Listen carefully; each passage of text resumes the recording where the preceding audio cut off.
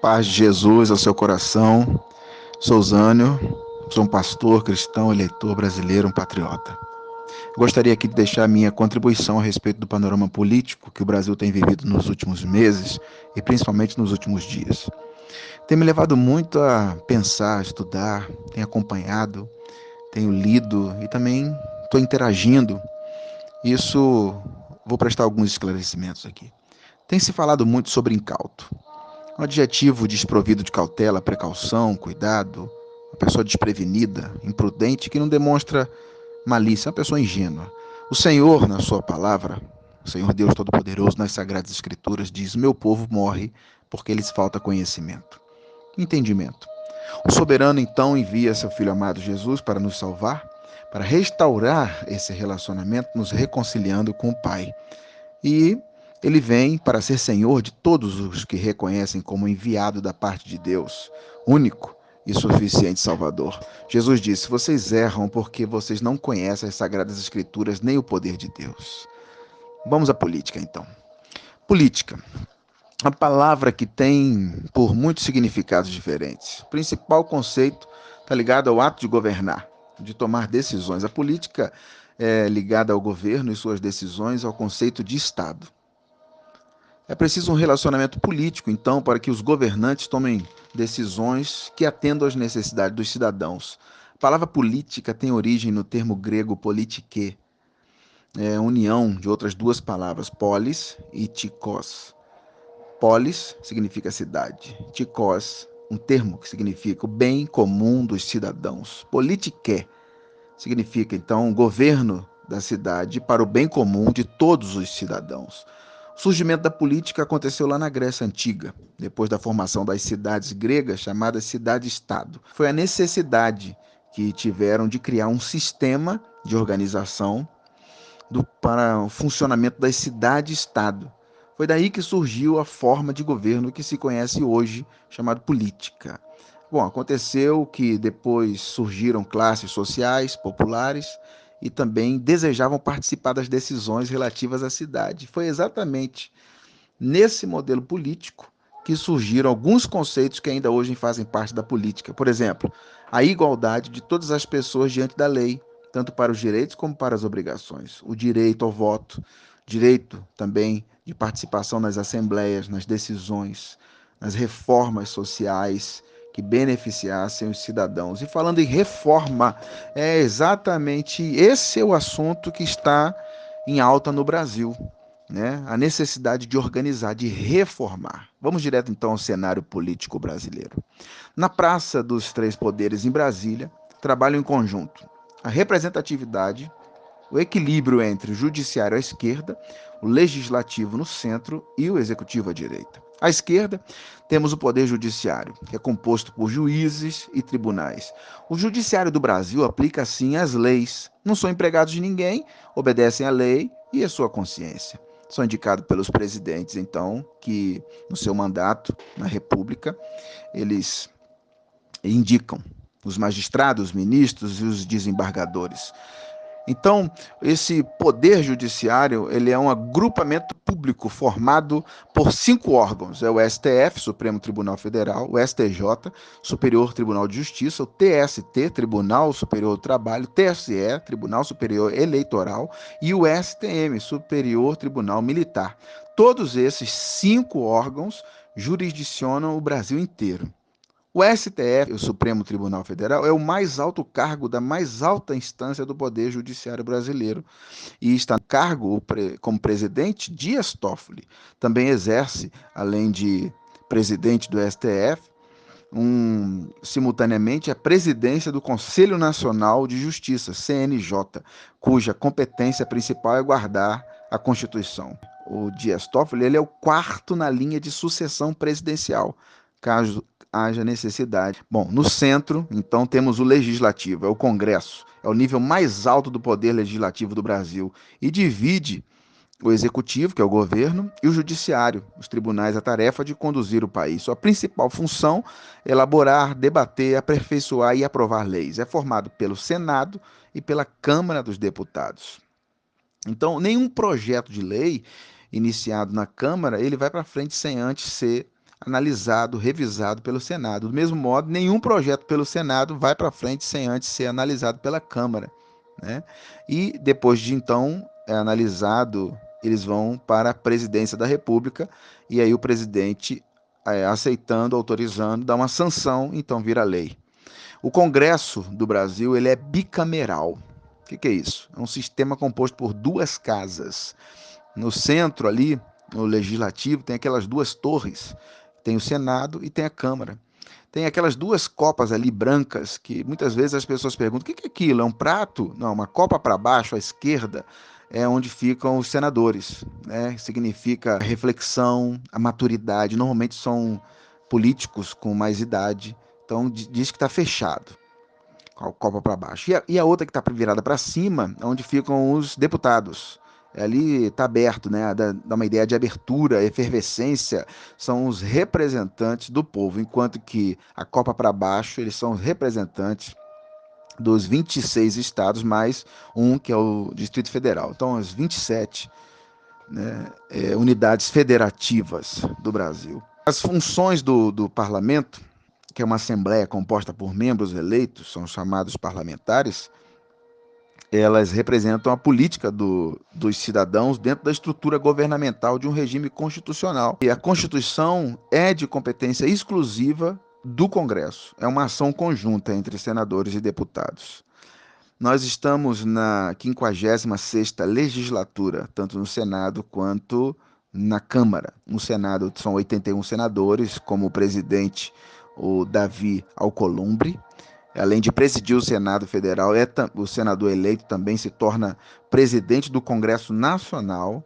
Ele é o terceiro na linha de sucessão presidencial. E já na Câmara, que são 513 deputados federais, e quem está atualmente é o presidente da Câmara, Rodrigo Maia, que substituiu Eduardo Cunha, que foi afastado pelo STF. As atribuições deles é conduzir os trabalhos legislativos, a pauta das votações da casa, enfim, ele é o segundo na linha de sucessão presidencial. E à direita, o presidencialismo, é o presidente, é a forma de governo adotada no Brasil. O presidente reside no Palácio Alvorada e onde ele despacha no Palácio do Planalto.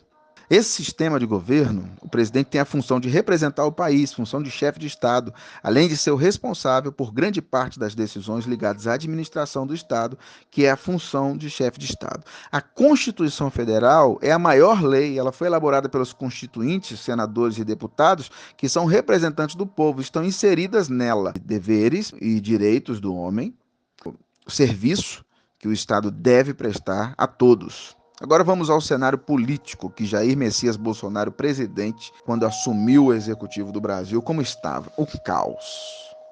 E é sobre isso que nós vamos falar aqui também. Hoje no Brasil está tendo muita resistência ao governo. Não é uma novidade, mas hoje está muito forte. O que está acontecendo em Brasília? Um governo paralelo. O Brasil está tendo dois governos ao mesmo tempo. Eles querem governar paralelamente, estão chamando isso de paralelismo branco. Os líderes dos partidos da Câmara dos Deputados querem implantar isso. Estão todos ligados a Rodrigo Maia. 11 ministros, 81 senadores e 513 deputados, querendo escravizar 209 milhões de brasileiros.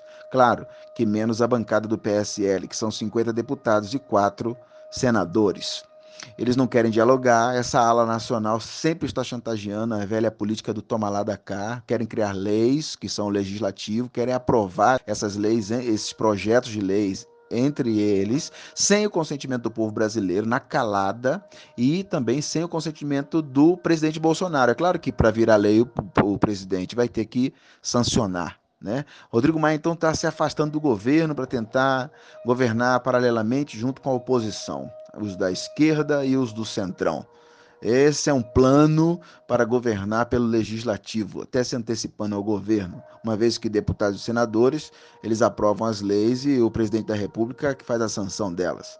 Os projetos não são do interesse do país, e sim dos privilegiados, aqueles que não conseguiram com a facada.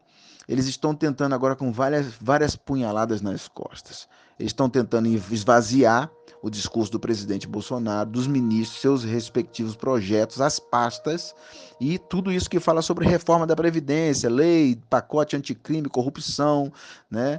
E também a MP 870. E o que foi adotado pelo Bolsonaro? Contingenciamento, a redução, enxugar a máquina, tudo que visa o justo e o necessário para combater os privilégios. Então, os políticos das bancadas e os partidos que não elegeram, eles querem tentar impedir o Bolsonaro de trazer o novo para o Brasil, inclusive sobre a reforma tributária. O relator João Roma, do PRB da Bahia, aliado de Rodrigo Maia, deu parecer favorável à admissibilidade da reforma tributária. O texto da oposição proposto pelo deputado Baleia Rossi, do MDB de São Paulo, na CCJ, Comissão da Constituição e Justiça da Câmara dos Deputados, na quarta-feira, dia 15 de maio de 2019. Exatamente nesse dia foi que os oportunistas da UNE, da CUT, do PT, do PSOL, do PCdoB, ou seja, alguns também professores, né, reitores esquerdistas, eles começaram com a greve dizendo que estavam cortando 30%, que estavam querendo acabar com a educação, as 75 universidades federais. Então, esse bloqueio, isso precisa ficar bem claro, foi um bloqueio temporário aos gastos públicos. Tudo isso é para quê? Para mostrar uma responsabilidade fiscal. Mas, infelizmente, algumas universidades aí, elas têm feito uma destruição da educação. Tem, ao invés de formar especialistas, até dão diploma para alguns, mas eles estão formando militantes de esquerda, né? E aí depois vem dizendo que estão querendo acabar com a verba da educação. A questão não é essa, a distorção está em questão, se chama contingenciamento, tá? Então não se deixe enganar, não seja massa de manobra. O ambiente dessas universidades é um ambiente de balbúrdia, sim, de sexo, sim, de drogas, sim, e de doutrinação, sim. Chegou a ser dito que era uma fábrica de imbecis. É claro que a gente não quer ofender ninguém, mas a situação está tensa no Brasil, a gente não pode fechar os olhos. Bom, você não vê esse assunto na Globo. Por quê? Porque a Globo quis cobrar 1.500.000 do governo para colocar qualquer que fosse um pronunciamento, uma propaganda vincular no seu canal. Isso foi negado. Vale lembrar que a Globo é uma concessão do governo. Então eles estão boicotando, estão perseguindo os bolsonaros, não só o presidente, a família, os filhos, a esposa, a ex-esposa, as filhas e o governo também. E ainda proibiu os artistas de gravarem qualquer propaganda para o governo federal. Agora estão experimentando aí derrotas, falência, né? E o video show que saiu do ar, é, Amor e Sexo, aquele programa horrível, Big Brother, demitiram vários jornalistas, na TV Bahia, afiliada, 40 jornalistas. Então, estão indo para a internet aí para falar mal de Bolsonaro e tudo que foi, mas não é o Bolsonaro. Então, todos nós entramos nessa, assumidamente, e não podemos nos silenciar, ou todos seremos atingidos. Eles querem, então, impor as suas leis, ditar a regra, dominar o executivo acima do presidente, então, e estão sequestrando a agenda econômica e política do governo presidencial. É isso que está acontecendo nos bastidores. O presidente quer governar, eles estão boicotando os projetos, estão fazendo paralelo, estão dizendo que, não, que isso copiou, colou. É um veneno ideológico. E tem por trás aí grupos corporativistas, corporações, sindicatos, sindicalistas e pessoas manipuladas e manipulando também. Então eu venho te convidar, fazer uma conclamação à população de bem, os sensatos, os justos, a sociedade civil, por um Brasil justo, melhor para todos os brasileiros. Vamos orar, vamos mover o mundo espiritual? Precisamos. Então nós estamos num relógio de oração, 6 horas da manhã, meio-dia, 18 horas e meia-noite.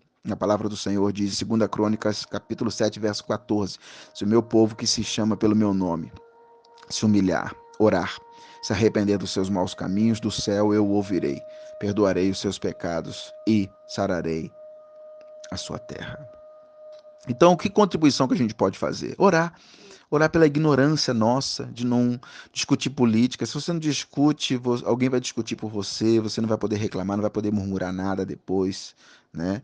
Então nós temos que ter uma consciência, temos que ter um entendimento, né?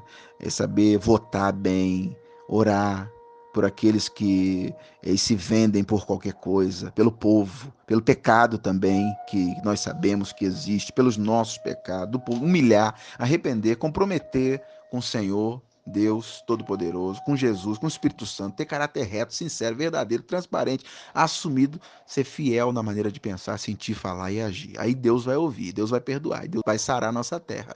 Então a oração de um justo, escrito em Tiago capítulo 5, verso 16, quando Deus justifica, pode muito em seus efeitos. O presidente Bolsonaro encarou sozinho organizações Globo, Folha de São Paulo, classe artística, reitores e esquerdistas, os privilegiados, e agora não vai poder ficar sozinho. Está sofrendo resistência, deputados, senadores, a oposição, com todo, pacote anticrime, corrupção, a reforma da Previdência, Paulo Guedes, esse porte e posse de armas. Vale a pena lembrar que são 22 ministérios a proposta dele. Vamos orar para que eles tenham unidade, alinhamento, concordância, né? Entre os militares também. Que Deus te abençoe, Deus te ilumine, Deus te dê essa força, que Deus possa estar te renovando e que você possa se posicionar. Eu deixo aqui minha contribuição, como já disse no início desse áudio.